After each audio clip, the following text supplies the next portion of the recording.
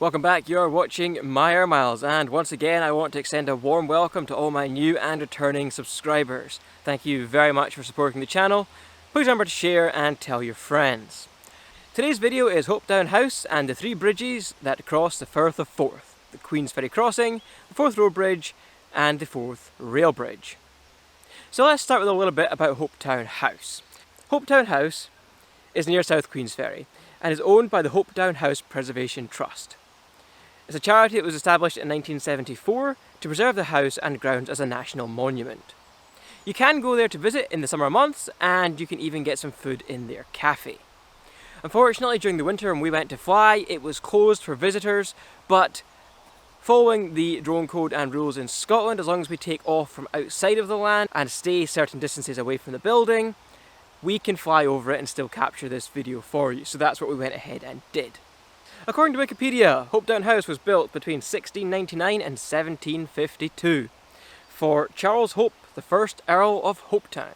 The architects of the building were Sir William Bruce, William Adam, Robert Adam and John Adam. No, not the second President of America. I think he was John Adams.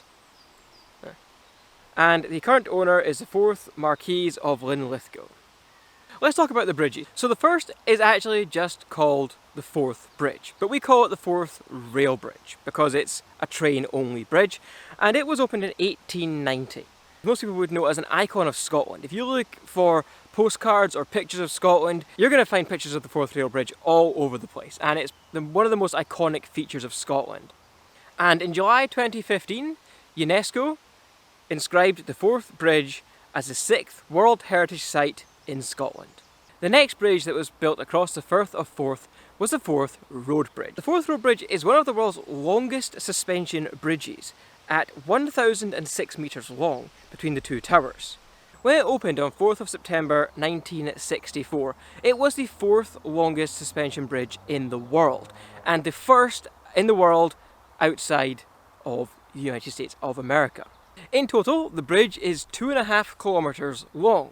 Don't be fooled by the road signs that would tell you that it's 11 miles long. It's not. That's a funny story. So when I was a child, we used to drive to Edinburgh a lot to see family. Just before the bridge, there's a sign that says Edinburgh is 11.5 miles. And shortly after the bridge, there's a sign that says Edinburgh is 1.5 miles. So I asked one day, is that bridge 10 miles long? Which everyone laughed and then went, maybe. So we actually went back over it that day and measured it on the odometer. And no. Now, the Forth Road Bridge is officially closed to the public. Public transport such as buses and I believe motorbikes are still allowed to use it, but it has now been replaced by the Queensferry crossing. Now, personally, I think they made a mistake there because they just made the Queensferry crossing still a dual carriageway on each side. They could have removed a bottleneck of traffic going from Fife into Edinburgh if they had made it 3 or 4 lanes on each side, but they didn't. Nonetheless, it's still an amazing feat of engineering and it's a beautiful bridge. And if you were to drive between Fife and Edinburgh, you would now be going over the Queensferry crossing, you would not be going over the Forth Road Bridge. There's going to be a time where people go, do you remember when you went over the Forth Road Bridge and every 100 metres it was do-doof, do-doof, do-doof as you went between the different sections of the bridge.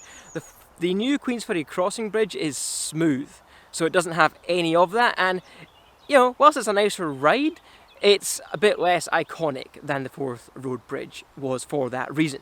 So the Queensferry crossing opened to traffic on the 30th of August 2017. The investment towards this bridge was £1.3 billion, and it now spans 1.7 miles or 2.7 kilometres across the Firth of Forth.